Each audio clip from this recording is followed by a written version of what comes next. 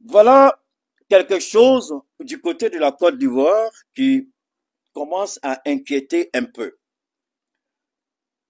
Le monde commence à s'interroger sur les intentions réelles d'Alassane Ouattara.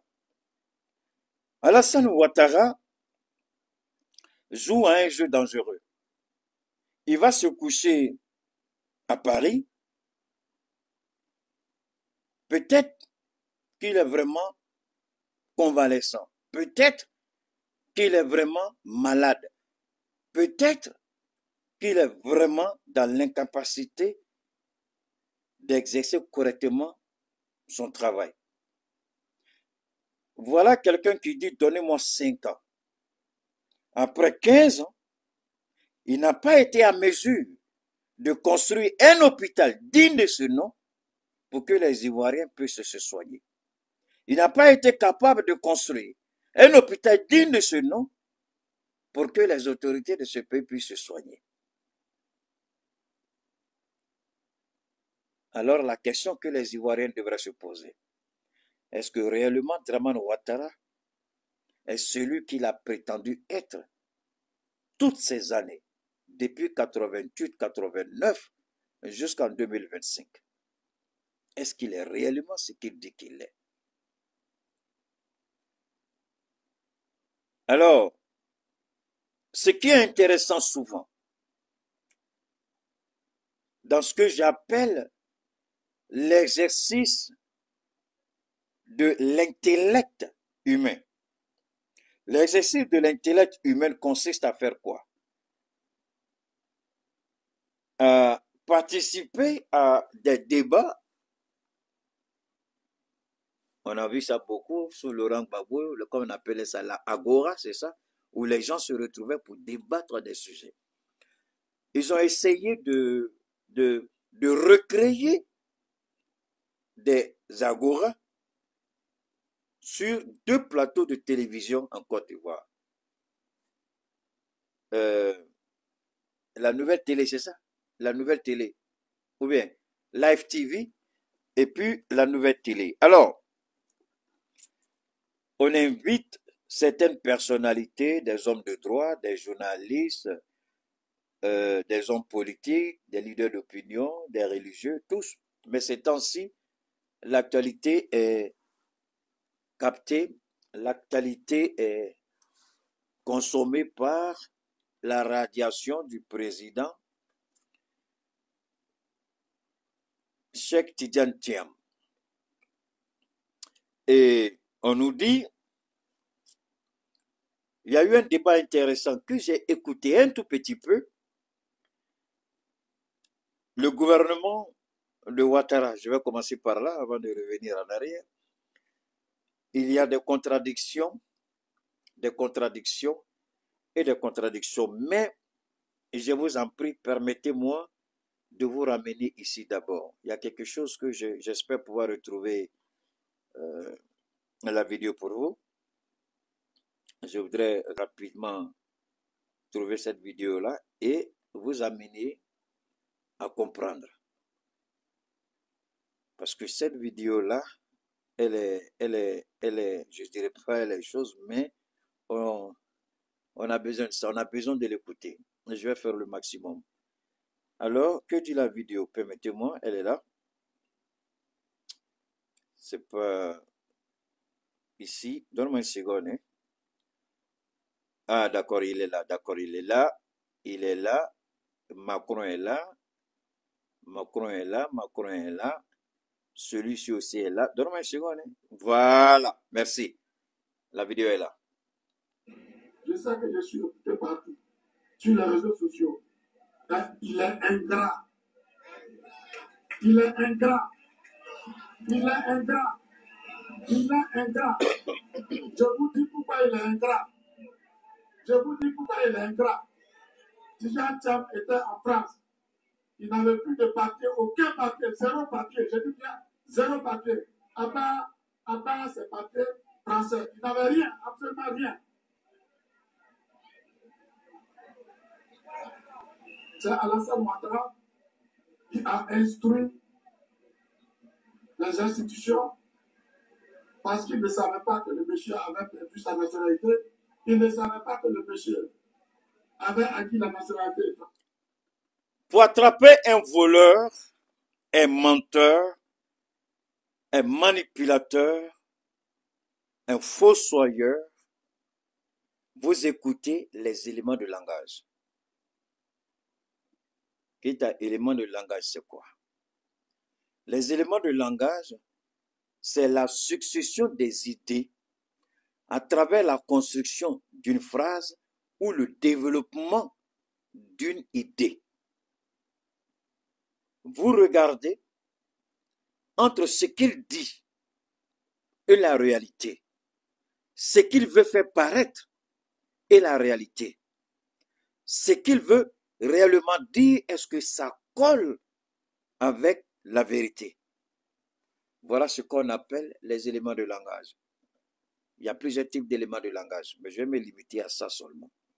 Il dit, Alassane Ouattara a instruit les institutions. Tout le monde sait que c'est faux. Un président n'instruit pas les institutions pour donner papier à quelqu'un. Mais comme ce sont les moutons,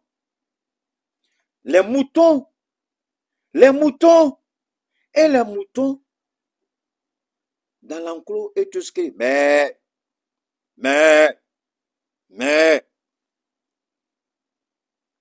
on n'instruit pas les institutions. Mais on instruit le ministre des Affaires étrangères. 1. 2. Soit on instruit le ministre de l'Intérieur. Mais comme je m'en tiens d'abord à ça, dans le cas échéant,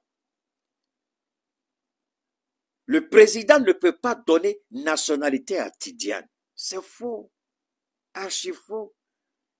C'est Tidiane Thiam qui peut faire la démarche pour avoir la nationalité. Mais vous savez, les gens veulent faire paraître ce minable président comme étant le meilleur président de tous les temps. Ils ne se rendent même pas compte par moment de leurs bêtises, tellement ils sont obsédés à vouloir transformer le mensonge en vérité. On va écouter une dernière fois. Ok, français, il n'avait rien, absolument rien. C'est Alassane Ouattara qui a instruit les institutions. Quelles institutions? Parce qu'il ne savait pas que le monsieur avait perdu sa nationalité. Il ne savait pas que le monsieur avait acquis la nationalité française à sa majorité. S'il l'avait su. Mais en quoi que Tidiane Thiam, français, est un problème de Ouattara? Est-ce que Tidiane, là, c'est l'enfant de Ouattara? Non. Alors, vous savez, même quand vous voulez mentir, parce que le mensonge, c'est leur tasse de thé, au RHDP, même si vous voulez manipuler, parce que la manipulation, c'est votre devise, c'est votre ADN. Mais soyez intelligent et faites-le de façon intelligible, mais pas de façon flagrante. Si c'est Bakongo, je savais qu'il était bête, idiot, mais je ne savais pas qu'il était abruti. Bête, idiot, oui, mais abruti, je ne le savais pas. Écoutons. Il lui a conseillé autre chose. C'est lui qui a facilité son retour en Côte d'Ivoire. Comment c'est lui qui a facilité ton retour en Côte d'Ivoire? Que tu allais remercier pour ce qu'il a fait. Tu peux venir te mettre sur la place publique pour dire qu'il ne veut pas que tu sois candidat parce que, voilà, toi tu es le plus populaire. Il a fait un sondage. Dans son sondage, il est le plus populaire. Il dépasse le président Gbagbo.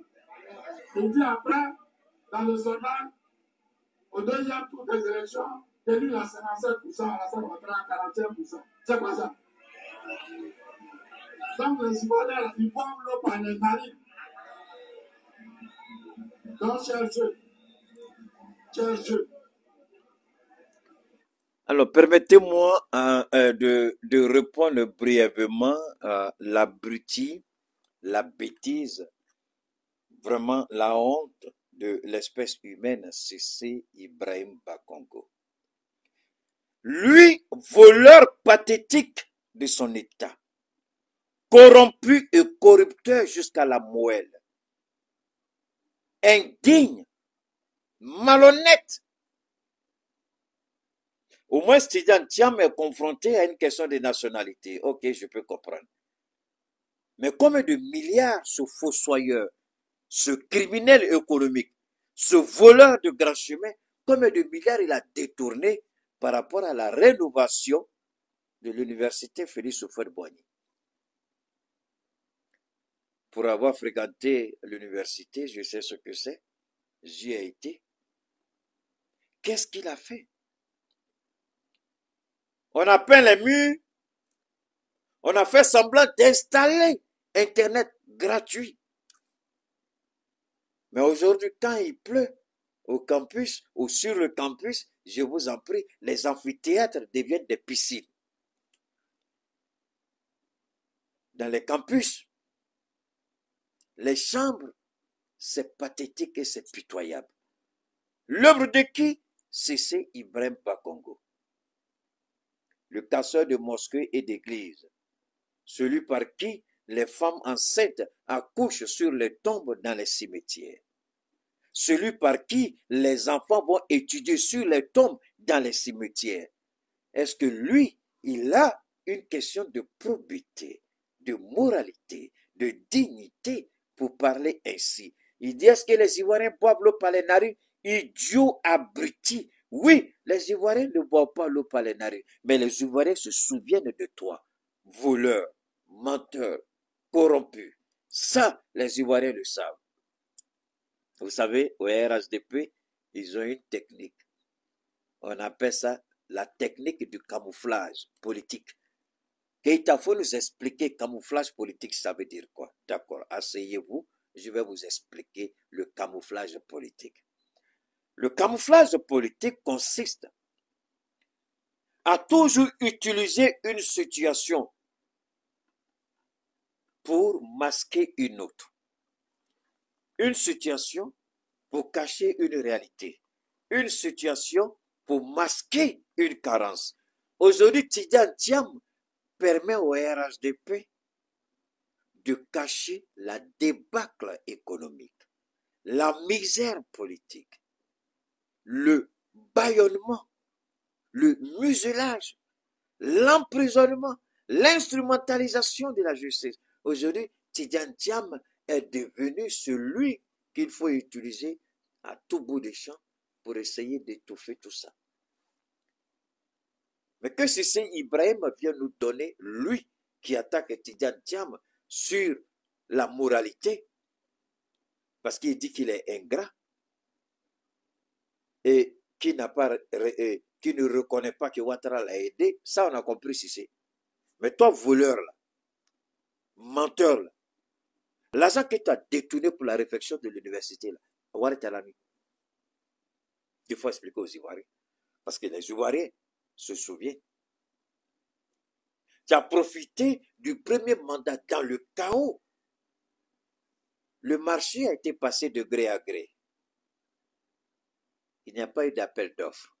Et nous savons tous, pour être, moi personnellement, pour être fils d'entrepreneur, je sais ce que signifie l'obtention d'un marché de gré à gré. Je sais ce que c'est. C'est la plus grande mafia que vous pouvez voir dans un gouvernement lorsque la plupart de tous les contrats sont passés de gré à gré. Et Alassane Ouattara, depuis son accession au pouvoir jusqu'à la date d'aujourd'hui, 80% des marchés exécutés sont passés de gré à gré. Je dis, mais 80%, ce qui explique le plafonnement exponentiel de la dette ivoirienne. Oui, ce sont les marchés de gré à gré qui ont fait grimper la dette ivoirienne. Alors, qu'ils expliquent cela aux Ivoiriens. Qu'ils aient le courage de dire aux Ivoiriens. Aujourd'hui, ils s'abattent tous sur ces Tidjane Thiam. Ils s'attaquent tous sur Tidjane Thiam. Mais une façon de masquer leurs échecs, le camouflage politique. Tidjane Thiam devient leur cible pour masquer leurs échecs, leurs pathétiques et pitoyables échecs politiques et économiques. Donc, Sissi Bakongo, j'ai pris bonne note de ce que tu as dit de Tidjane Thiam. Les Ivoiriens, effectivement, ne boivent pas l'eau par les narines, mais les Ivoiriens se souviendront que c'est toi qui as cassé les mosquées, c'est toi qui as cassé les églises, c'est toi qui as poussé les femmes à aller accoucher sur les tombes, c'est toi qui as poussé des enfants à aller étudier sur des tombes, et c'est toi qui as détourné l'argent de la rénovation de l'université Félix Houphouët-Boigny. Donc, les Ivoiriens, oui, ne boivent pas l'eau par les narines, mais les Ivoiriens savent très bien qui tu es, exactement qui tu es. Oui, les Ivoiriens se souviennent de toi. C'est Ibrahim Bakongo. C'est cette réalité, ça c'est le premier point. Je n'ai pas fini, hein? On va continuer. On va revenir un peu en arrière encore. Ça c'est Sissi Ibrahim Bakongo. C'est pas ça? On va revenir en arrière. Je vais vous faire écouter quelque chose d'extraordinaire. Parce que avant d'aller, je reviens ici, permettez-moi, rapidement.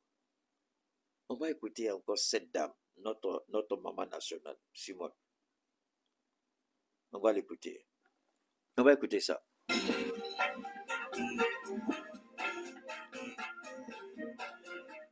Les présidents des partis politiques de l'opposition réunis au sein de la coalition pour l'alternance pacifique CAP Côte d'Ivoire ont animé une conférence de presse ce lundi 5 mai 2025 au siège du PDCI-RDA à Cocody. Par le biais de son porte-parole, Mme Simone Eyivé Gbagbo, la CAP Côte d'Ivoire a fait le point de la situation sociopolitique marquée par une forte dégradation du climat social.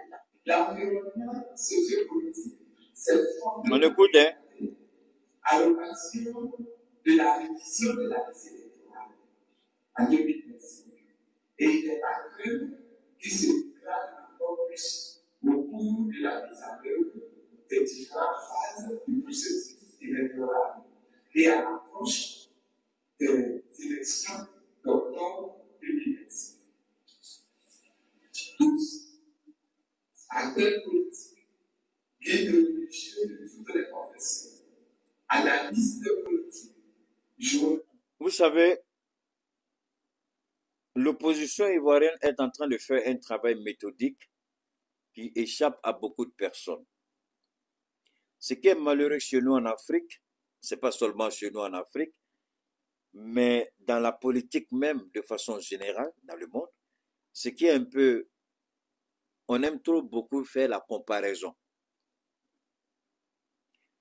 On veut essayer de comparer les actions de la CAP aux actions du PPACI. Et l'objectif, c'est de faire croire que le PPACI est isolé, ce qui est absolument faux. C'est pourquoi la dernière fois, je vous ai dit, faisons beaucoup attention aux interprétations, faisons beaucoup attention aux déformations, faisons beaucoup attention à la mauvaise lecture, faisons beaucoup attention à l'analphabétisme politique. Écoutons, analysons, observons, soyons patients et laissons le temps agir pour permettre à notre petite intelligence de comprendre ce qui est en jeu. Le PPACI et CAP mènent le même combat. Pour le moment, chacun affûte ses armes. Je le répète. Vous avez entendu lorsque Laurent Gbagbo a lancé Trop c'est trop. Je vous ai dit, il va sortir avec une stratégie. Je vous ai dit que l'alliance n'est pas idéologique. Je vous ai dit que l'alliance est stratégique. Et Trop c'est trop est venu confirmer tout ce que je dis. Je répète ici encore. Les deux camps sont en train d'affûter les armes. Le moment viendra où les deux vont mener le même combat simultanément sur le terrain. Mais pour l'instant, les deux affûtent leurs armes. Et ça, c'est une stratégie, je ne vais pas trop développer ici.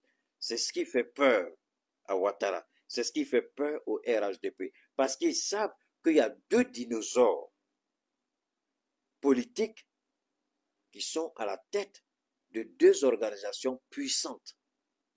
Simone Gbagbo, c'est vrai que Tidiane Thiam qui a été nommé, mais la pièce maîtresse de Cap Côte d'Ivoire, c'est Simone Gbagbo. Et le PPAC, tout le monde sait que c'est Koudou Laurent Gbagbo. Alors imaginez, ceux qui ont divorcé hier en tant que mari et femme, se remarient idéologiquement, se remarient stratégiquement pour mener le même combat.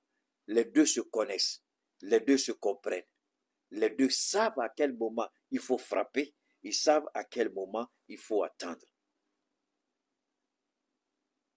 Et Simone, politiquement, Gbagbo c'est l'homme, c'était lui le président.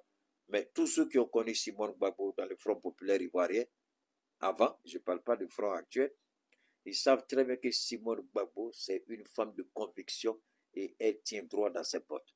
Alors ici, tout ce que nous demandons à nos guides religieux, c'est de prier de sorte que Dieu intervienne du côté du peuple. Ce que j'ai dit il y a quelques jours, je le répète aujourd'hui encore. L'accession d'Alassane Ouattara, et je mets n'importe quel guide religieux, n'importe quelle personne qui se proclame pasteur, patati patata, je m'en fous de ton titre. Moi, je dis pour moi ici. Alors, l'accession d'Alassane Ouattara, Dieu a laissé faire les choses, mais ce n'est pas Dieu qui est à l'origine. J'ai dit la seule chose que Dieu ait faite dans cette accession de Ouattara de façon maléfique au pouvoir, c'est de permettre à Laurent Gbagbo d'inscrire le nom de ce criminel, voleur, voyou, irresponsable sur la liste électorale, sans tenir compte de son antécédent. Est-ce qu'il a renoncé à sa nationalité américaine, prétendument acquise au même titre que Tidiane Thiam quand il a marié Barbara Davis, la mère de ses deux enfants, Catherine et David? Il n'a jamais renoncé à cette nationalité. Et jusqu'à la date d'aujourd'hui, il n'a jamais renoncé à cette nationalité. Alors, vous voyez, c'est ça qui est dangereux. Et quand une bête, un abruti, un voleur, un corrompu jusqu'à la moelle, si c'est Ibrahim Bakongo, vient dire que c'est Alassane Ouattara qui a permis à l'autre de rentrer. J'ai honte de ce mensonge grotesque, ridicule. Un mensonge qui fait vomir à la limite. Tidiane Thiam n'est pas un idiot. Quand Tidiane Thiam se mariait, il savait que la femme qu'il épousait, de par ce mariage, il pouvait avoir la nationalité française. Et ce qui est intéressant aussi, aujourd'hui, on nous sort cette nationalité française. Mais cette nationalité française n'a jamais servi Tidiane.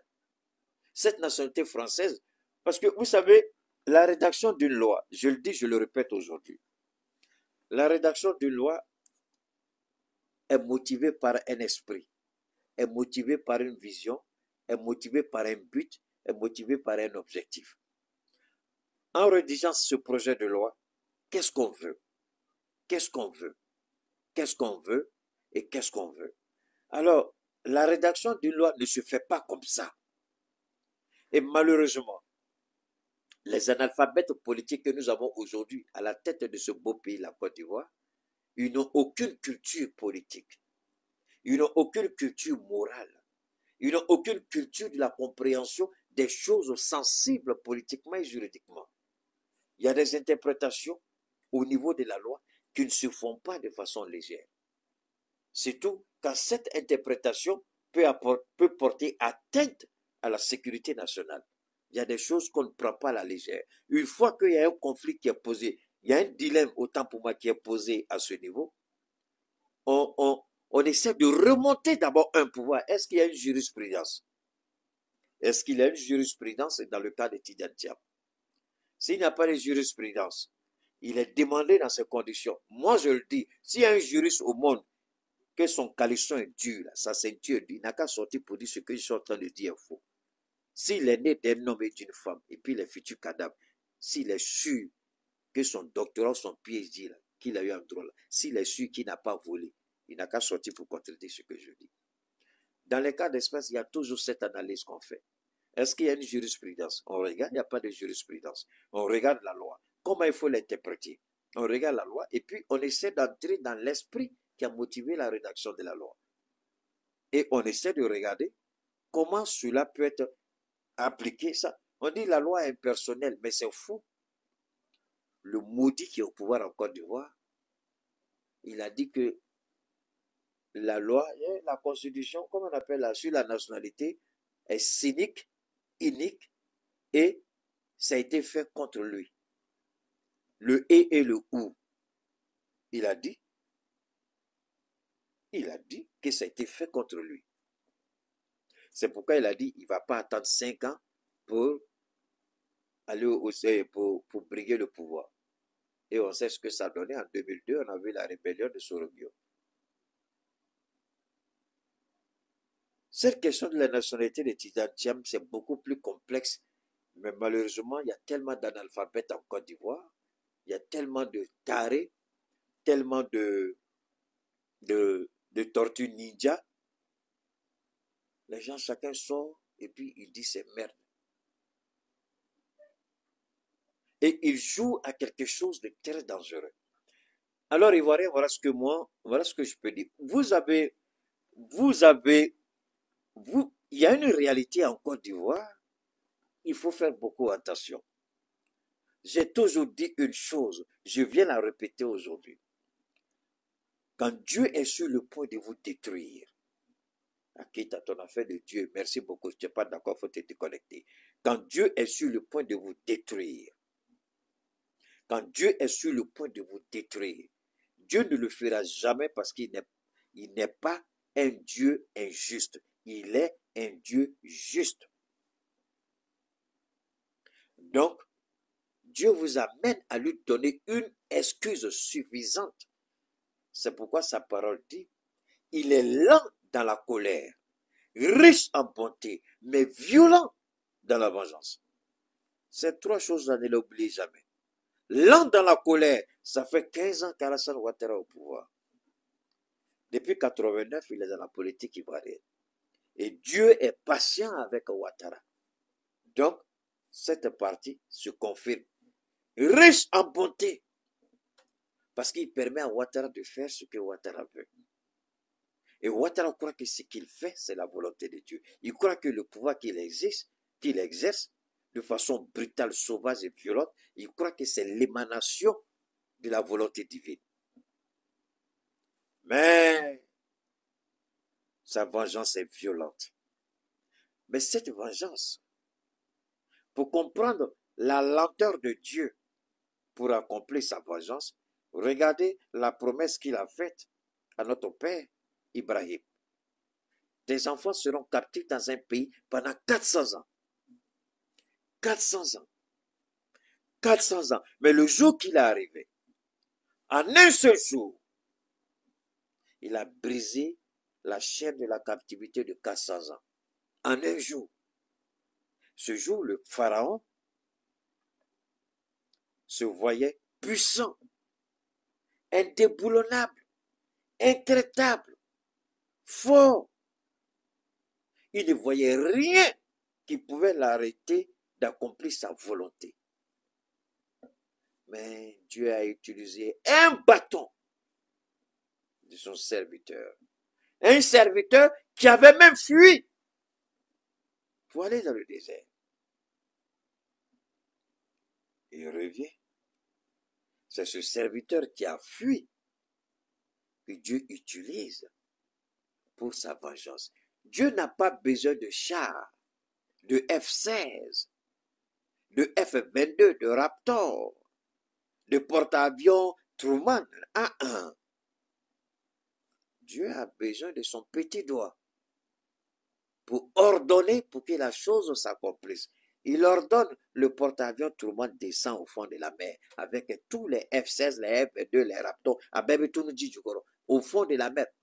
C'est fini. Et les idiots qui sont au pouvoir, certains savent, mais ils ont peur. Le RHDP est fini. c'est terminé pour le RHDP.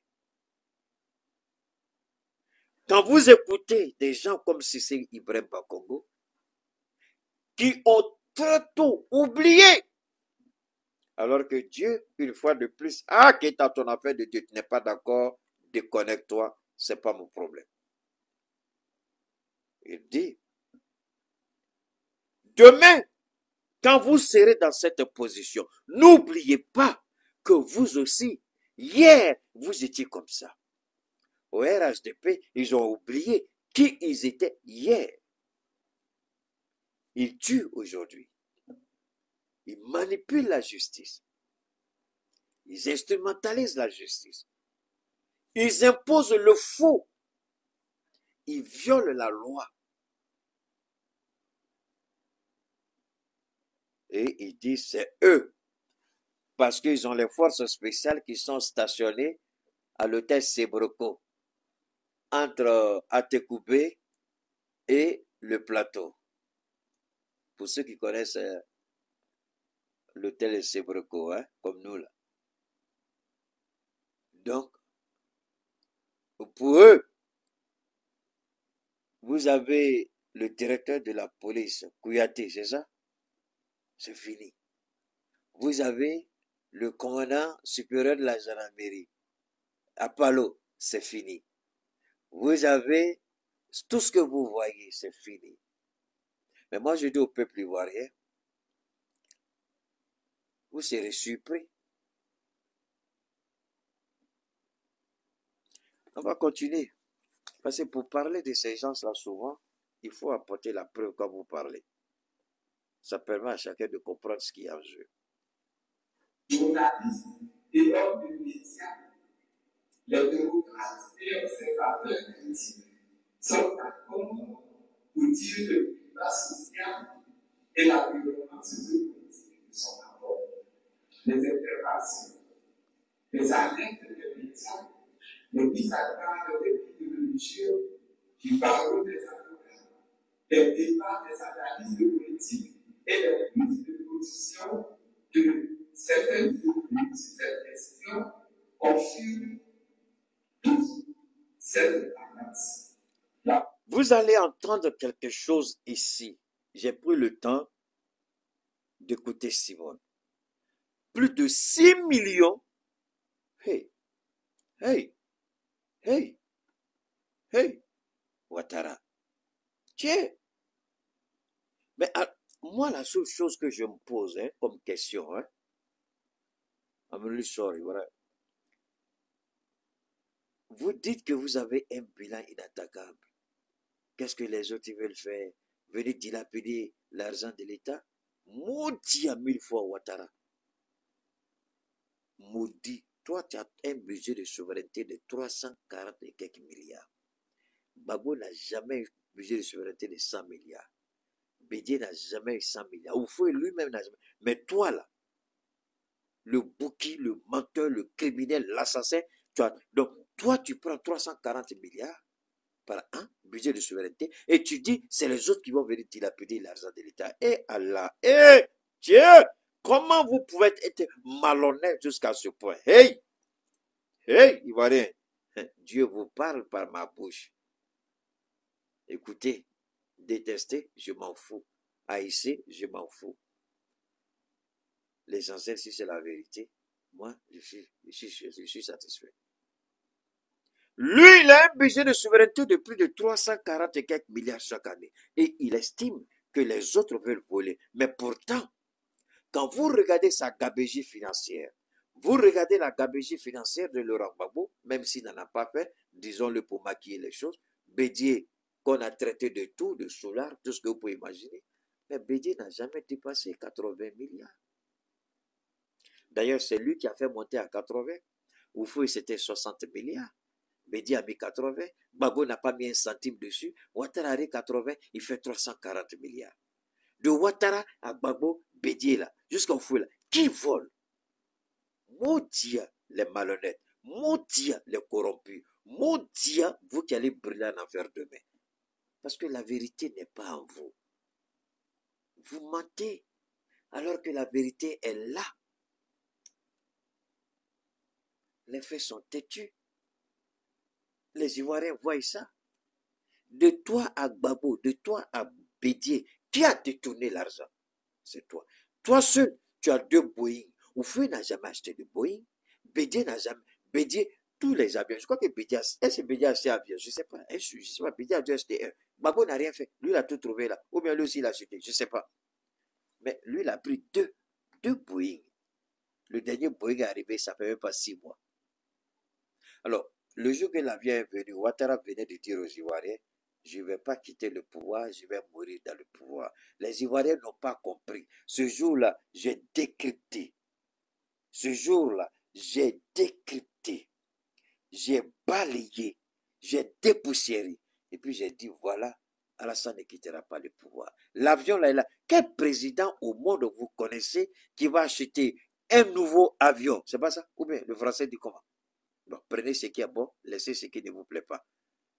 Il achète un avion brand new. Et l'avion, d'après ce que j'ai lu dans le document, l'avion a pris du retard à peu près 1 an parce que Ouattara a exigé une certaine qualité de cuir qu'il faut utiliser et de bois. Il voulait que le même bois rare qui est utilisé dans les avions des rois et empereurs monarques du Golfe, Trump, Poutine, Xi Jinping, il voulait que son avion ressemble à ceux-là. Il a installé des trucs dans l'avion. Le prix là, que les gens ont mis là, ce n'est pas le vrai prix. Quelqu'un qui a fait tout ça là, c'est lui qui a venu laisser l'avion au prochain président. Est-ce que vous connaissez Ouattara?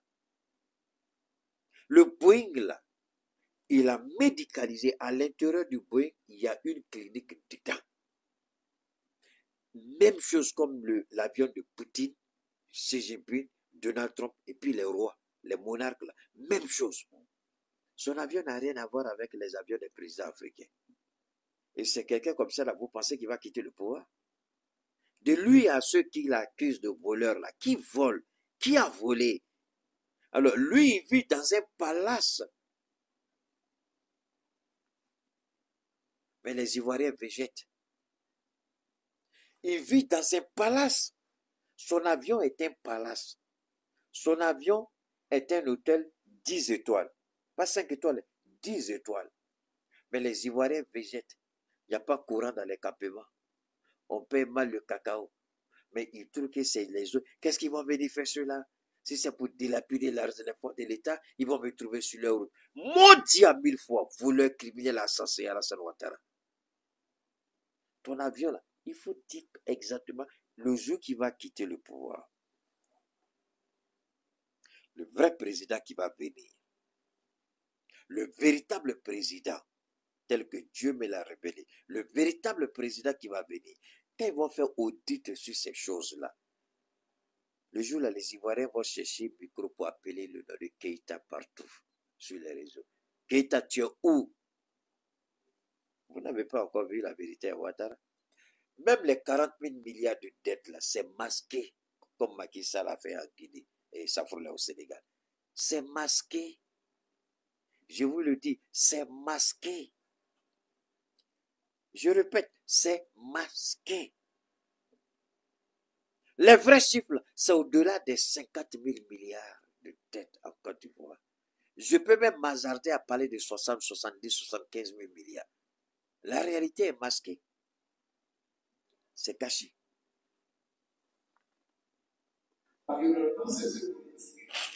C'est Christ. Et le climat social, c'est des territoires. La porte-parole de la coalition pour l'alternance pacifique a insisté sur le refus du gouvernement à organiser un dialogue politique et sur les différentes revendications de l'opposition. Selon la CAP Côte d'Ivoire, l'analyse de la liste électorale ne reflète en aucune manière la réalité et dénonce l'élimination de certaines personnalités politiques de la liste électorale. En effet, depuis août 2024, l'opposition a interpellé le gouvernement sur la nécessité d'ouvrir le dialogue politique par le biais d'un point de presse. Cela a été formalisé à la suite par 2 chef en septembre et en octobre 2024. Alors, vous savez, comme je dis tout à l'heure, Simone est un dinosaure comme son mari Gbagbo. Tout le travail, là, les gens disent, ah, ça c'est long, ça c'est discours, Ouattara ne connaît pas. Je voudrais dire aux novices politiques, elle est en train de planter, elle est en train de laisser les preuves et les traces. Je répète, la CAP Côte d'Ivoire, comme le PPAC, chacun dans son coin, est en train de lancer. Et ce qui m'a marqué ici, rappelez-vous, souvenez-vous, même si vous me détestez, même si vous me haïssez, vous reconnaissez ceci. Aujourd'hui, la CAP Côte d'Ivoire a dit quelque chose que j'avais souhaité de tout mon cœur. Ils disent, ici elle va le dire, ils vont entreprendre des tournées dans toutes les chancelleries en Côte d'Ivoire pour parler. Vous avez bien compris. Vous vous rappelez, j'ai dit, il faut présenter cette liste, faire un document et aller dans toutes les chancelleries pour leur dire, voilà ce qu'il y a. En réalité, on n'attend rien de ces chancelleries, puisque la plupart de ces chancelleries-là, c'est elles qui ont donné l'ordre aux Nations Unies pour bombarder la résidence présidentielle, pour faire arrêter Laurent Gbagbo et le jeter à la CPI. Maintenant, il s'agit pour ces chancelleries aujourd'hui d'être confrontés à la réalité et à la vérité. En d'autres termes, excusez-moi, toute la mascarade, toute la fraude, les inscriptions fallacieuses, les violations de textes et de lois par la CEI. Le dossier sera constitué et puis déposé dans les différentes chancelleries et avoir des rencontres pour expliquer pourquoi l'opposition politique ne veut plus faire partie de la CEI, pourquoi on exige une CEI impartiale, pourquoi on exige une liste électorale impartiale. La question, logiquement, ne devait même pas se poser. Si Alassane Ouattara se fait confiance, si son bilan est inattaquable, s'ils peuvent prouver aux Ivoiriens qu'ils ont travaillé pour les Ivoiriens et que les Ivoiriens sont prêts à leur accorder leur suffrage, leur confiance, mais qu'ils permettent d'avoir une liste électorale propre, une liste électorale nettoyée, une liste électorale purifiée, une liste électorale mise à jour, et qu'ils partent à armes égales à ces élections. Mais les gens ont l'habitude de dire que le pouvoir ne se donne pas, le pouvoir s'arrache. Ça, je suis d'accord avec vous. Et l'opposition politique ivoirienne l'a très bien compris. Alors, on va clore ce chapitre rapidement pour passer au deuxième chapitre. C'est Blé Goudé qui sera chargé d'organiser le meeting du 31 mai 2025. C'est Blé Goudé. Cela me permet encore d'ouvrir une brèche, une énième fois.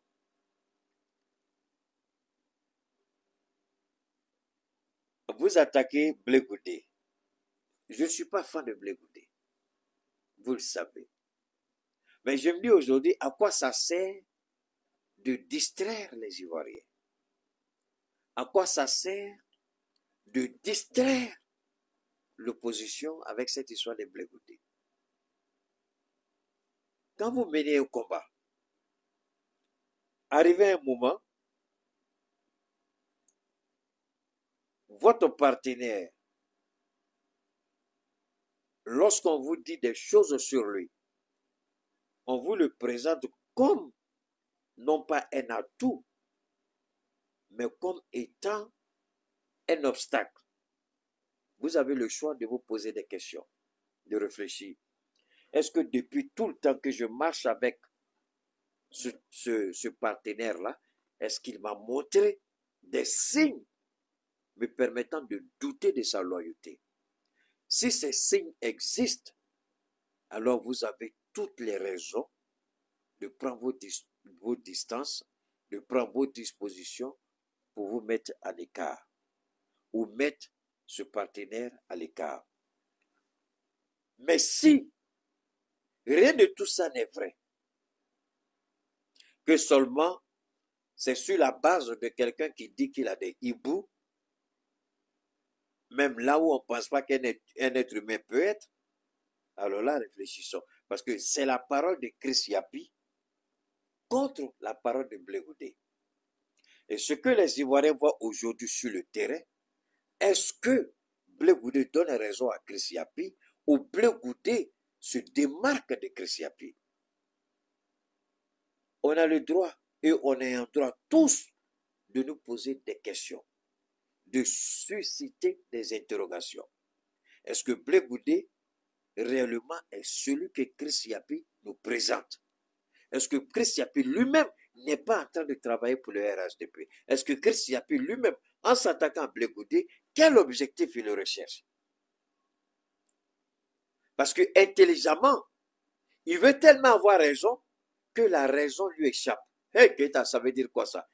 Chris Yapi veut tellement avoir raison sur Blé Goudé que la raison échappe à Chris Yapi. Une dernière fois. Chris Yapi veut tellement avoir raison sur Blé Goudé que la raison échappe à Chris Yapi. Pour la simple bonne raison.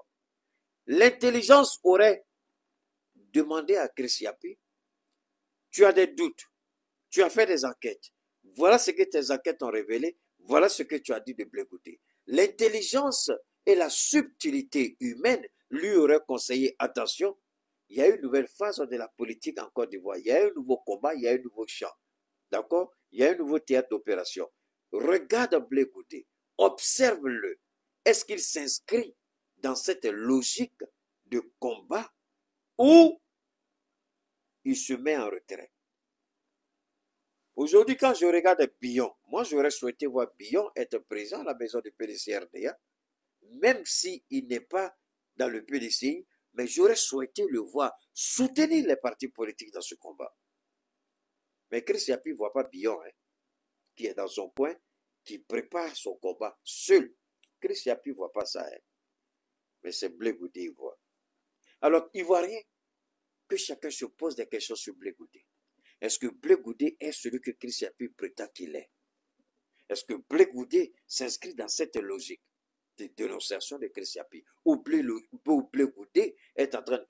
Vous n'avez qu'à écouter l'intervention de Simone Gbagbo jusqu'au bout. Lorsqu'elle va dire que c'est Blé Goudé qui a été choisi pour organiser le meeting géant du 31 mai de la CAP, la salle a explosé de joie pour dire il a encore cette possibilité, il a encore cette aura, il a encore cette crédibilité. Alors que Chris Yapi réfléchisse pas deux fois, parce que là, c'est la distraction qu'il est en train de faire.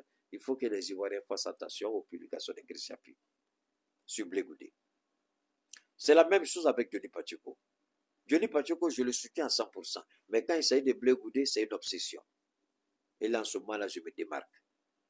Parce que si je vois Blé Goudé faire quelque chose, je vais l'allumer sans retenue. Mais ici, est-ce que Blé Goudé s'inscrit dans une logique? Ils ont tous dit, on va mener ce combat avec les armes que nous donne la Constitution. C'est ce qu'il a dit. C'est ce qu'ils sont en train de faire.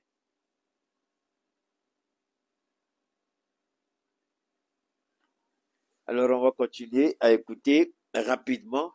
Ouais, on a déjà fait, on allait un peu, le temps file vite, d'accord? On va continuer, rapidement, on va continuer avec Simone, rapidement.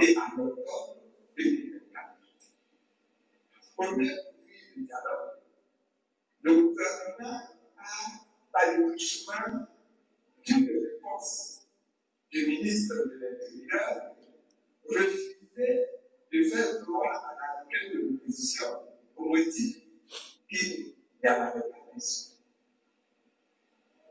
Il considère que les enfants de 2022 ont traité tous les. Alors, moi, je vais remonter un peu le fil de l'histoire. Lorsque la même question s'était posée en 2020,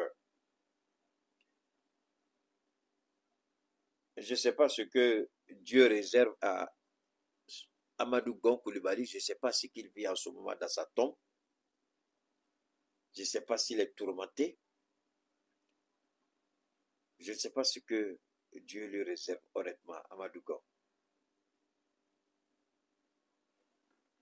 Lorsque les Ivoiriens, en ce moment, Simone Gbagbo n'avait pas droit à la parole, Gbagbo Laurent se battait encore à la CPI. C'était le président Aimé Arikona Bédié, Mabrito Akeuze, Afi Nguessan. Blé Goudé n'avait même pas de passeport pour entrer dans son propre pays. Et c'est Amadou Gon Coulibaly qui parlait. On a vu l'arrogance. Il recevait les gens à la primature juste pour la forme. Mais après, on faisait ce comme il n'y avait rien. Mais ce que le premier ministre du Burkina a dit à Alassane Ouattara, je voudrais qu'Alassane Ouattara retienne cela. 1987 n'est pas 2025. Et 2020 n'est pas 2025.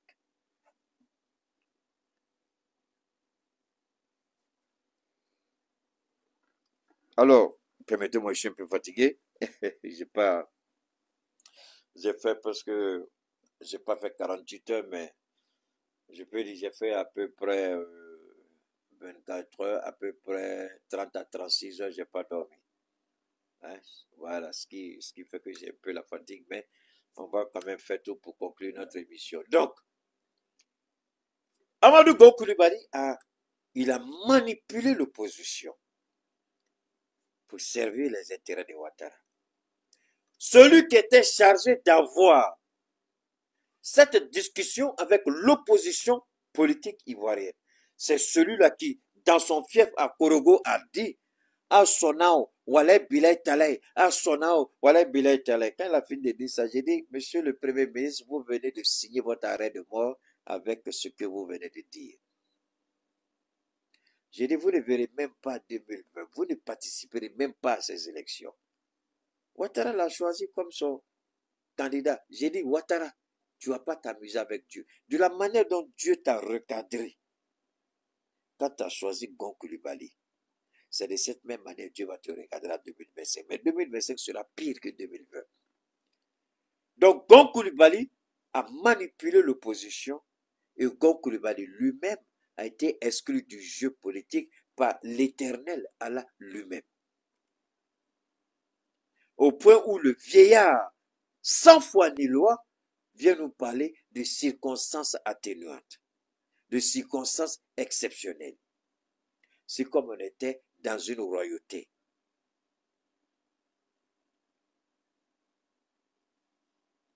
Alors, peuple ivoirien, il est important à un moment donné que chacun se pose la question, dans quel pays je veux vivre?